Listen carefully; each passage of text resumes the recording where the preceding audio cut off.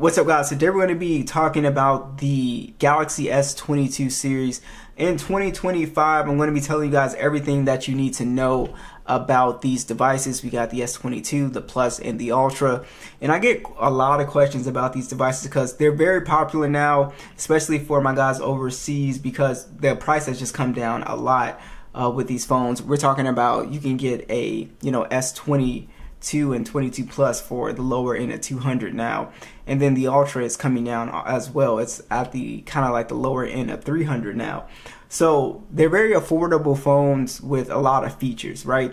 And I think the first thing I want to talk about is the One UI 8 update. So this is a question that I've gotten a lot. I'm actually running the One UI 8 on the S25 Ultra, the beta. So Samsung just put it out there. We're gonna release, from what I'm hearing, One UI 8, very early. So it'll be finished, this year. And I'm assuming just like, how they did the One UI 7, it'll roll out officially on the S22 series this year as well too. Now that will mark, guys, the last major OS update for these phones. So typically it is a little weird how they're doing this, because typically, you get an update each year, but they're putting two major OS updates out this year. And from what we're seeing with the One UI 8 update, it's not really a big update in my opinion. It's not really, they're not really adding a lot of features. So I'm like, is this really an update? Because this is really technically, it feels like One UI 7.1. So it kind of makes me feel like Samsung, because they were so delayed and the One UI 7 update was such a mess, they're like, oh, we're gonna save face by putting out this One UI 8 update, right? That's kind of how I'm feeling a little bit, but we'll see. It's just beta 1. Maybe they'll put some, kind of exciting features out. But right now, the One UI 8, I didn't even make a video about it because I was like, there's nothing to really make a video about. Now, the best thing about these S22 phones is going to be the displays, guys. These phones they kind of have the older Samsung panels where they're very vivid and they give off this really colorful look, which I really like. You really can't get that same look, in my opinion, on the newer Galaxy displays. And I'm not saying that they're bad by any means. They're probably more color accurate if you're being honest, but I just really like the vivid look and how the colors kind of it just feels like they just pop out of the screen. So that's something that I really like. And the displays are great on these devices.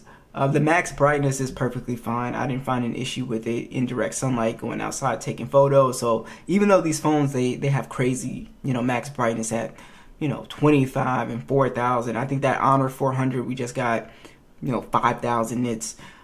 These still do a pretty decent job outdoors, but the displays are great. I really love looking at them. The screen to body ratio is also pretty solid on these devices too. I think you might run into some issues with this S22 Ultra because a lot of people don't like the curved displays. I get a lot of complaints that I hate putting a screen protector on a curved display, stuff like that. But yeah, guys, I really like the displays on here. These are 1080p. This is 1440p, and I think they look great, guys. So that's one of my favorite things about these older flagships. You just have to get a way better display than you would, going with a budget phone or like a lower end mid-range phone from another company or something like that. They're all 120 hertz HDR 10 plus. And yeah, they all look great. So I have nothing to say. Samsung has been doing a great job with displays for a pretty long time. We need to talk about the CPU here. And we have two versions. So it's not like the S23 series where we only get the Snapdragon. You do have this Exynos version as well. It's a Exynos 2200. Since we're in the United States, these are all Snapdragon versions. So I can only talk about the Snapdragon versions. But the 8 Gen 1 here is not that great. The biggest issue you'll have for power users is that these phones can get pretty hot just doing normal stuff like maybe GPS gaming for an extended time. I wouldn't necessarily worry about it if you're a lighter user, and from what I've seen in my comments, the Exynos version is even worse. So it's even slower, less efficient, and the battery probably draining even more. So yeah, so that is like the kind of downside with these phones. But I would say as a lighter user, like I did the CES day in a life with the S22, you really don't run into issues with that. If you're just doing like web browsing, video watching, you play a game here or there, I really didn't run into any issues, honestly. But for my heavier users, it's something of a complaint. They say the battery just drains too much.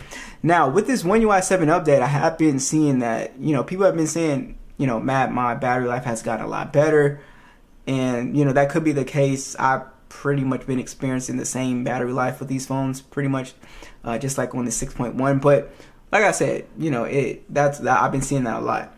Now this does play at 90 frames, so you can do a little bit of gaming on here, you know, on PUBG.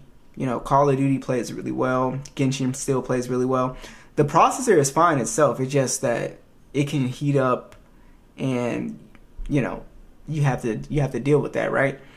But I would say as a lighter user, I personally wouldn't worry about it at all. So if you are thinking about buying this, but you don't like the 8 Gen 1, if you're a lighter user, I wouldn't even worry about it. Heavier user, I would save up my money and get an S23 phone, honestly. It's just a more efficient chip, the 8 Gen 2, and it's actually better at gaming. You can play PUBG at 120 frames.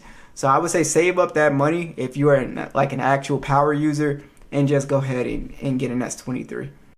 I want to talk about the camera quality with the S22 series. So when the S25 series came out, as always, we do, you know, like a little comparison, you know, videos comparing everything. This year I was pretty like shocked to find out that people didn't see the value at all with the side-by-side, you know, images of all of these phones. So the S22, the Plus, and the Ultra. And I'll show you guys, you see the pictures of the Ultra. Everyone was like, I'm not upgrading because I don't see the image quality increase, right? And it was even more apparent, I would say, for the Plus and the, you know, just the regular S22, right? Versus the regular S25 and the S25 Plus. So I would say, honestly, the cameras are pretty good just based on that. I mean, I've always thought the cameras were aging pretty well, but here's the thing, guys. Where you will see the age with these cameras, with the S22 series, is the low light photography. And I would say if you don't take photos in low light and you're never, you know, you're not outside at night and stuff like that, then I would say you definitely don't need to upgrade. But if you do take a lot of low light photography photos, or you're inside and it's not well lit or something like that, then it would be a good upgrade. But yeah, I do agree, guys. The image quality just outdoors in regular lighting is almost virtually non-existent, guys. So you really don't need to upgrade, you know, if you're not in low light situations like that. I will say that the video has, in my opinion, dramatically increased, especially on the Ultra compared to like an S22 Ultra.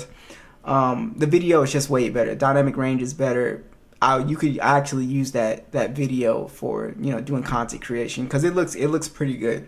So I would say those are the two best things about getting a newer Galaxy phone over the S22 series. But yeah, the cameras are good. I think the photos pretty much speak for themselves. You get great shots out of the S22 series phone, but like I said, the photos will get soft, grainy, and low light. I am not the biggest fan of the speakers, especially on the Ultra model. You know, I got them at max volume, so I'll let you guys hear.